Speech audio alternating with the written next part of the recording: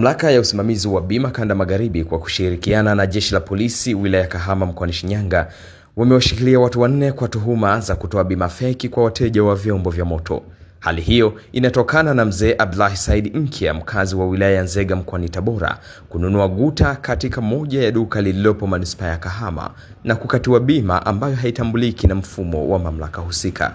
Baada ya kuonekana uwepo wa udanganyifu kati ya mawakala wa bima, mamlaka ya usimamizi wa huduma hizo chini ya meneja wake wa kanda ya magharibi Dr. Emmanuel Lupilia kwa kushirikiana na jeshi la polisi imeendesha msako wa kuwakamata wahusika wote ili kuondoa udanganyifu katika sekta hiyo. Baada ya ukaguzi huo, mzee Said Mkia anaeleza mkasa mzima, huku meneja wa TIRA akifafanua namna ya kushughulikia tatizo hilo. Ripoti kutokea wilayani Kahama mkoani Shinyanga. Mimi ni MK Magesa na hii ni Wasafi Media. Ile bajaji nikaambiwa kadi na dokumenti za bima nitakuja kuzipata baada ya wiki mbili. Japo sikuzipata kwa muda huo, ilikuwa almost mwezi na kitu. Baadaye nilipozipata nilitumiwa kwa basi, nikaziweka kwenye bajaji ya mizigo. Nimetembea muda wote, hiyo ilikuwa mwanzoni mwa mwaka. Nimetembea muda wote, lakini juzi tarehe 3 kashikwa dereva wangu, akashikwa na polisi wa barabarani. Wakaangalia uwepo wa bima, ikaonekana bima hamna. Akanitafuta, akaniambia mzee, tumeshikwa huku, hii bima haionekani. Nikaenda na zile karatasi ambazo nilipewa za watu wa Bumako. Kweli wakaangalia na mimi nikaona, wakachukua gari zingine zilizokuwepo pale wakanionyesha zinavyoonekana. Baadaye nikaamua kumtafuta aliyeniuzia. Akaniambia kwamba tutumie hizo kumbukumbu, nikawatumia. Kile kidogo nikasema watu wa Bumako si hapa Nzega wapo, kwa nini siwafuate hao, nihangaishane na watu wa maduka kwa ajili ya nini? Basi nilipowafuata wale, wakanipa namba ya mtu wa Bumako Kahama. Nilipomtafuta naye akaniambia tutumie kumbukumbu, nikamtumia. Baada ya muda mchache akaniambia kwamba sisi hii haiko kwetu, ngoja nikutumie hizi taarifa zako kwa wakubwa wangu. Baadaye nikapokea simu kutoka kwa watu wa TIRA, wakaniuliza ilivyokuwa, nikawaelezea. Ndipo leo tukafanya safari ya kuelekea kule. Ile nyaraka ukiangalia haifanani na nyaraka ambazo tunazitambua sisi kama ni nyaraka halali za bima, kwa sababu hatuelewi walikwenda kuitengenezea wapi. Lakini bahati mbaya tuliwasiliana na watu wa Bumako, ambako alisema yule kijana kwamba alikatia, na Bumako wakaikana, wakasema hii nyaraka si halali kwetu sisi watu wa Bumako. Sasa tukasema kuna shida hapa.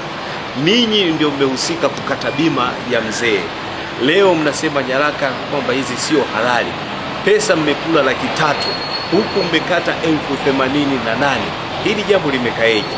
Sasa tukarudi polisi, tukasema kwamba ni vizuri sasa tuangalie kwa upana zaidi. Jambo hili linahusisha mikono mingi. Moja, ilibidi tuangalie, tufanye upekuzi katika ofisi ile ili kutambua dokumenti kama zipo zinazohusisha bima. Tulifanikiwa kuziona baadhi ya documents na tuliona baadhi ya plate number zingine zilikuwa hazijalipiwa bima. Sasa baada ya kufanya upekuzi huo, tukafikiri sasa ni vyema kufanya upekuzi zaidi mpaka sehemu wanapoishi hawa wahusika wenyewe.